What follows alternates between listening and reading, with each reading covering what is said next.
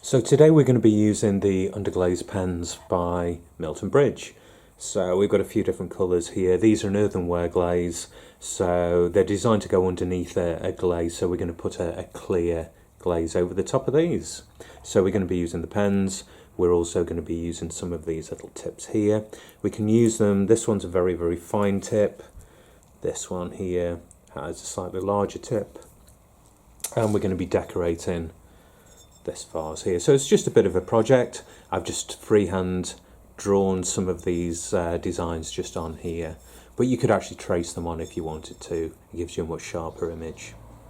So the first thing we're going to use is the Milton Bridge Underglaze, and these areas here where I've marked with a G, I'm going to make those green. So it's going to be a solid colour. That's the first thing we're going to do. So with the Underglaze, I'm just going to take a nice amount on my brush, so I'm getting a nice even coat, but you can see already it's nice and thick and it's going to give you a really good even coverage.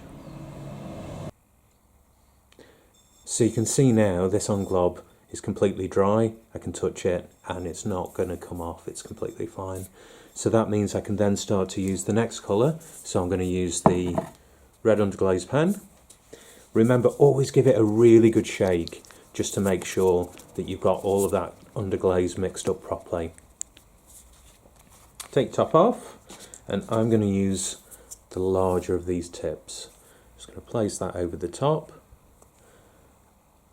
Always do a quick test just to make sure that it's the right thickness of line that you're drawing and that you've got a nice even flow. So I'm just going to start to put some of these patterns in now. So I'm going to start working here. Very gently squeeze, and what I want to do is keep it moving so I get a consistent, even line.